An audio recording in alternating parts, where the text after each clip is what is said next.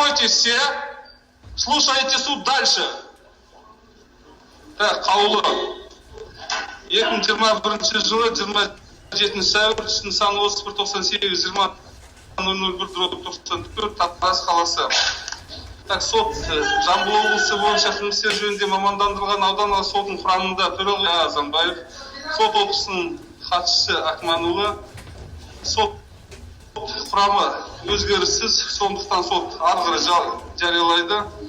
Анықтады. 18 қараша 2020 жылы Қазақстан Республикасының бас прокуратурасының қылмыстық қудалау қызметінің бастығының орынбасары, процесс прокуроры Алған Болысымен Әділет Бажанов қылмыстық кодексінің 272 бабының 2-ші бөлігі, 419 бабының 3-ші бөлігімен көзделген қылмыстық құқық бұзушылық жасаған деп айыппен Сапар Бейсенханович Алиев, Мұхтар Байжанович Кибеков, Мақсат Қойшыбекұлы Чарабас қылмыстық кодексінің 272 бабының 1-ші, 2-ші, 3-ші бөліктермен көзделген қылмыстық құқық бұзушылық жасаған деп айыппен сотқа берілген. Сотталушылардың кінәсі басты сот талқылауында өз дәлелін таппағандықтан іске қатысып отырған мемлекеттік айыптаушы Эл Мешітбаев Қазақстан Республикасының қылмыстық процесс кодексінің 337 бабының 6-ші бөлігіне сәйкес Алиев Кибековке, Чарабасқа қылмыстық кодексінің 272 бабының 1-ші бөлігімен, А. Бажановқа қылмыстық кодексінің 419 бабының 3-ші бөлігінің 3-ші тармағымен тағылған айыптан бас тартты. Бұл мемлекеттік айыптаушының пікірмен жәбірленушінің өкілдері жарыс сөзде келісіп, бастапқы сотталушыларға тағылған айыпты қолдамады. Жоғарыда аталған тұлғаларға айыптау жағынан айыптаудан бас тартуына байланысты мемлекеттік айыптаушы сотталушылар Кибековке, Чарабасқа қылмыстық кодексінің 272 бабының 2-ші, 3-ші бөліктермен, А. Бажановқа 272 бабының 2-ші бөлігі бойынша қолдайтын айтқан. Сондықтан да сот қылмыстық процесс кодексінің 340 бабына сәйкес істі сотқа айыптау тарап қолдаған айып көлемінде қарап қылмыстық процесс кодексінің сотталушылар С. Алиевке, М. Кибековке, М. Чарабасқа қылмыстық кодексінің 207 бөлігі және А. Бажановқа қылмыстық кодексінің 419 бабының 3-ші бөлігі 3-ші тармағында тағылған айыптан бас тартуына байланысты қылмыстық іс бойынша айыптың бұл бөлігін атады деп тұрды. Жоғарыдағылар негізінде және қылмыстық процесс кодексінің 344 бабының басты қала отырып сот қаулы етті. Мемлекеттік айыптаушы Эл Мешітбаевтың, сотталушылар С. Алиевтің, М. Кибековтың, М. Чарабасқа қылмыстық кодексінің 272 бабының 1-ші бөлігі және А. Бажановқа қылмыстық кодексінің 919 бабының 3-ші бөлігі 3-ші тармағымен айыптаудан бас тартқандықтан қылмыстық істің бұл бөлігі қысқартылсын. Қаулыға наразы болған жақта Жамбыл облысының қылмыстық істер жөніндегі мамандандырылған аудандық сот арқылы қылмыстық процесс кодексінің 4-ші бабының 4-ші бөлігінің талабына сәйкес Жамбыл облыстық сотының қылмыстық істер жөніндегі алқасына апелляциялық тәртіппен шағын прокурор өтініш хат келтіруге құқылы. Судья Азамбаев. Сонымен сот қабылдаған шешімді толығымен жариялады. Барлықтарыңыз отырыңыздар.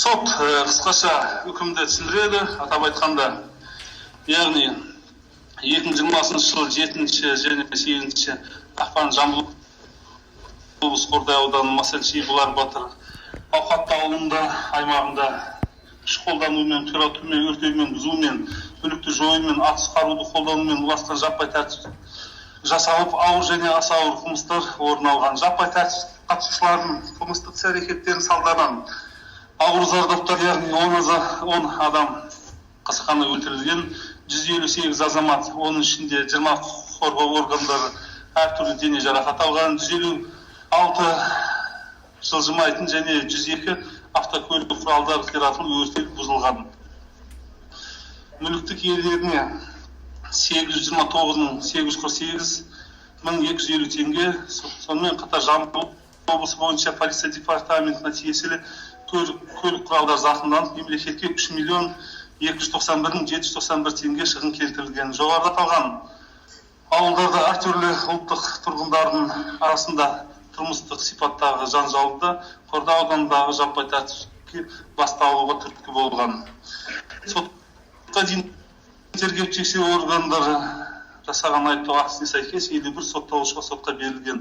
Жаппай тәртіпке қатысқан үшін тағылған айыбы дәлелденбегендіктен Исмар Бушалған сотталушы кінәлі деп табылды.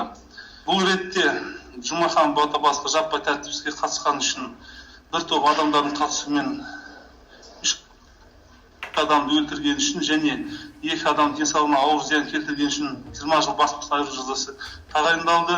Медет Токабай мен Мақсат Солтанаевқа жаппай тәртіпсіздіктер адам өлтірді және 2 адамның көп адамға өлтіруге атыс қаруды заңсыз әрекеттерін жасаған үшін 17 жыл бас бостандығынан әрқайсысына сот тағайындады. Юбур Дауиш Чешанлу, Шимар Губарович Сангуй, Марлен Қалмаханбетұлы Карибаевқа жаппай тәртіпсіздікке қатысқан және адам өлтірген үшін кінәлі деп танылып 16 жыл 6 ай мерзімге бас бостандығынан айыру жазасы тағайындалды. Эрса Мухамриевич Дауров жаппай тәртіпсіздіктер мен полиция қызметкерлерінің өміріне қосушылыққа қатысқан үшін кінәлі деп танылып 16 жыл бас бостандығынан айыру жазасы тағайындалды. Ерик Алимкович Байтенов жаппай тәртіпсіздікке атыс қаруының заңсыз әрекетіне және кісі өлтіруге жәрдемдесуші үшін танылып 15 жыл 6 ай бас бостандығынан айыру жазасы тағайындалды. Ануар Жанатұлы Оразай жаппай тәртіпсіздіктерге танау адамдардың тобын алдын ала сөз байласумен аса ірі мөлшердегі қатыгездік шабуылға суық қарумен заңсыз әрекеттер қатысқаны үшін кінәлі деп танылып 1 жыл бас бостандығынан Ринат Налиевич жаппай тәртіпсіздікке аса ірі мөлшердегі қарақшылық шабуыл қатысқаны үшін кінәлі деп танылып 7 жыл бас бостандығынан айыру жазасы тағайындалды. Иманғазиев тұрғын үйге кіру арқылы Адлет Бажанов, Азамат Төреев, Мақсат Чарабас, Сапар Алиев, Алмас Аубакиров, Мадияр Жүнісов, Ислам Кумиров, Исмар Хижин, Мухаммед Хижин, жалпы 9 адам жапсырге қатысып, қан үшін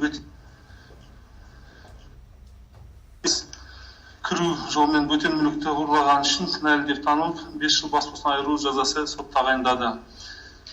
Бұл тұлғаларға негізгі сот тағайындаған мәселесі бастапқыда сотта енді сот отырысында анықталғандай аталған тұлғалар қарумен қолданған ол жерде.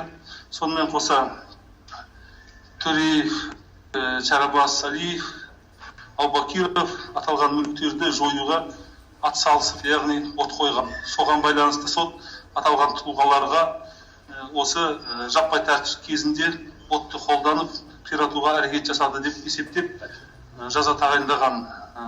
Бажанов пен Жүнісов қару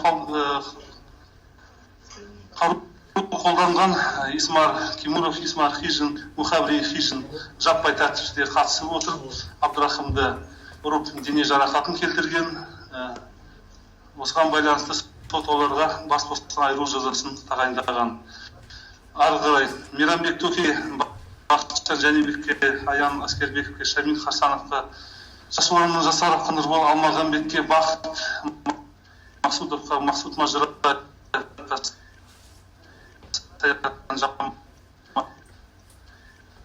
Жинат Байкеге, Сағынтай Ишкеевке, Шакир Мауровқа, Ролан Шакиловқа, Қуаныш Сәрсенбаевқа, Төлеген Балғабековке, Бақытбек Ибраимовке, Харки Саровқа, Ақжол Алимбайға, Нұржан Иманбаевқа, Руслан Телгазиевке, Юсуф Шымхуға, жалпы 24 адамға 5 жылдан олар жаппай тәртіпке шақырып, сондай қатысқан үшін тұрғын үйлер заңсыз қирату жолымен бөтен мүлікті қиратқан үшін 5 жылдан тағайындалған жаза шартты деп есептеп, нақ сол мерзімде пробация бақылау белгілеген.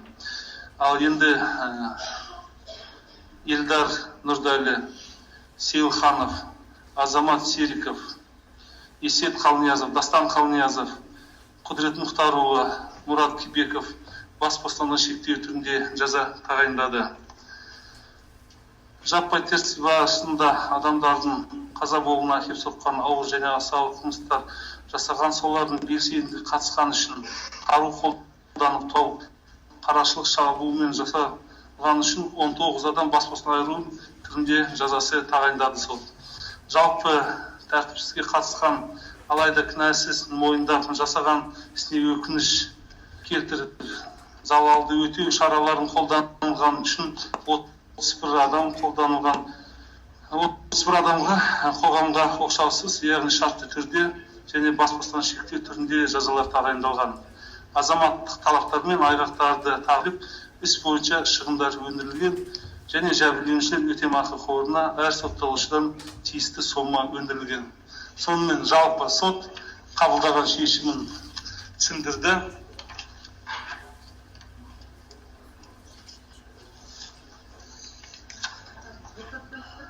Сот мырза, мен мойындатқан бүгін мына прокурорымызға екі тас лақтырсаң, Алиев Сапаровмен, екі тас лақтырсаң, мен сені 63-ті қолданып, әкең рак болып ауырлап еді. Екі тас мойындатқан, мен патта лақтырған жоқ, телефоным 7:30-да келгенде шешіп дәлелденіп тұр. Міне бүгін кеп, міне куәлерінде бар, мінезде де, міне адвокаттарда да бар. Мойында екі тас лақтырдым деп, мен сені 63-ті қолданып шығарып беремін, судьяға сұрап беремін деп. Дәл өзі айтқандай өткенде сұрап берді. Мен не үшін жаппай тәртіпсіздікке қатысты 5 жыл бостандығынан айырылуым керек?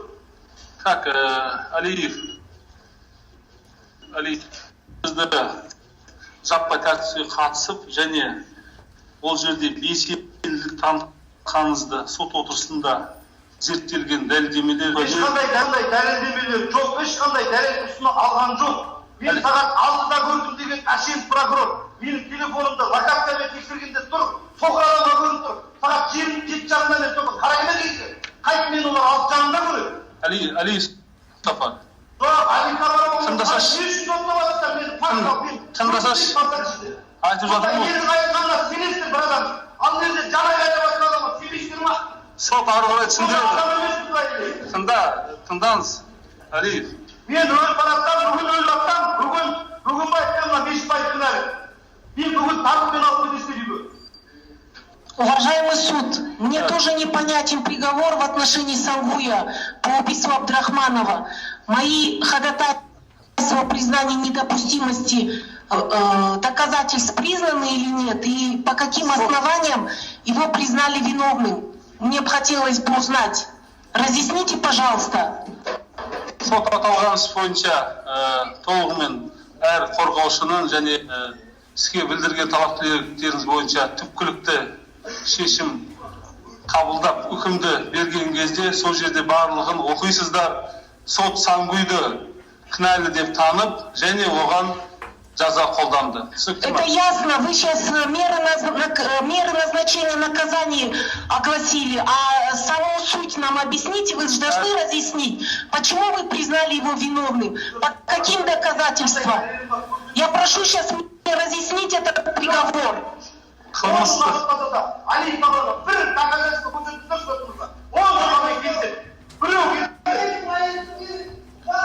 Адвокат Бейсбеков маған қатысты Байтеновтің де үкімін түсініп. У него обыск дома было, где-то видеокамера, нету ее.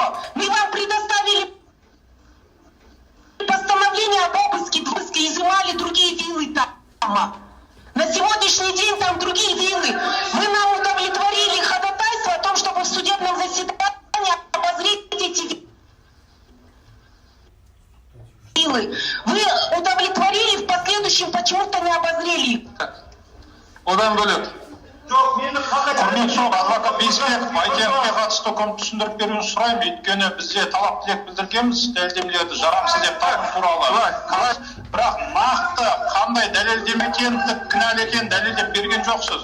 Сол себепті үкімнің мәнін түсіндіріп беріңіз маған. Уважайте друг друга, во-первых.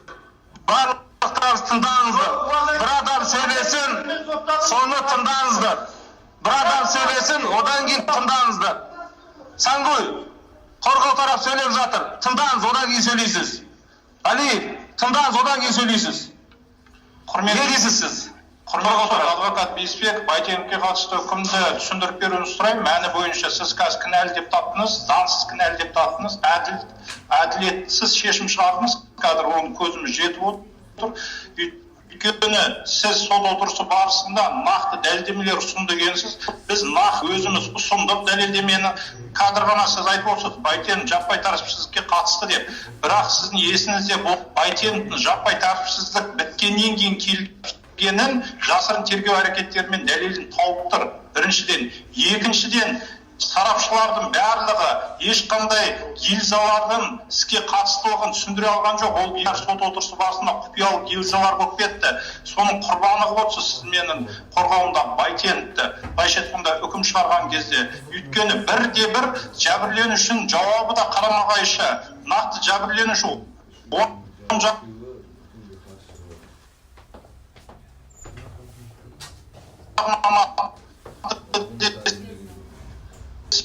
Солтанбаев сол жағын адам кінәлі болсылды, біз апелляцияда жазамыз, бірақ нақты қазір сіз үкімді жазбай тұр, маған осындай дәлелдемелердің Байтеновке дәлелін тауып тұр деп түсіндіріп беруіңізді сұраймын. Өйткені үкімді түсіндіруге сіз міндеттісіз, құрметті сот. Ал кейін не жазасыз, маған ол қызық емес, құрметті сот. Өйткені ойланып әр нәрсе жазуға болады. Қазір сіз немен кінәлі екенін түсіндіріп. Так, тараптар, барлығы үкімде жазылады. Түсініп отырсыз ба? Үкімде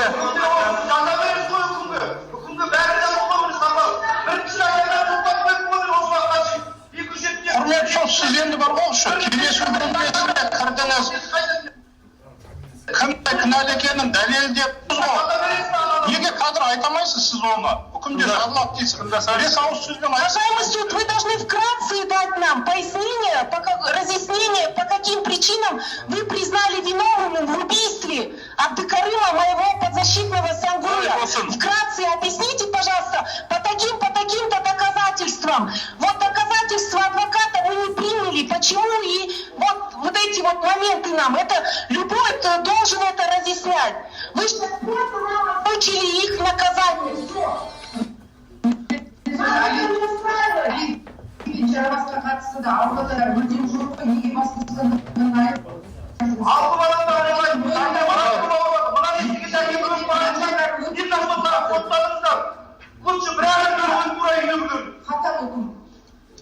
Адвокат Қожаберген сотталушы. былай болсын.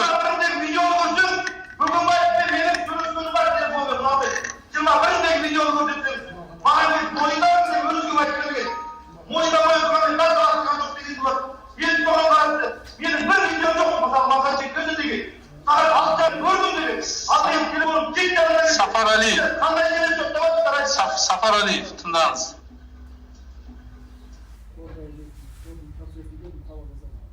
Демелер сіздің жалғыз сөзіңіз, мен сізді соттады деп есептемеңіз. Себебі бұл жерде де Жәнібек өз кінәсін мүлдем мойындамаған, бірақ сот оны кінәлі деп тауып отыр. Себебі сот дәлелдеме жеткілікті дейді. Түсінікті ме? Ары қарай, тыңдаңыздар ары қарай. Қорғау тарап, барлықтарыңызға айтып отырмын. Сот үкімінде көрсетіледі. Егер де сіздер келіспесеңіздер, ары қарай жазасыздар. Сот қазір сіздердің уәждеріңізді переубеждать вас не собирается. Сот үкімін көрсетеді. Үкімдегі шешімдеріне соттың келіспесеңіздер жазасыздар. Соттың іс-әрекеті дәл бүгін сот үкімді дұрыс түсіндірмеді. Сот өз міндетін атқармады дейтін болсаңыздар, соттың іс-әрекетіне жазыңыздар. Түсінікті ме?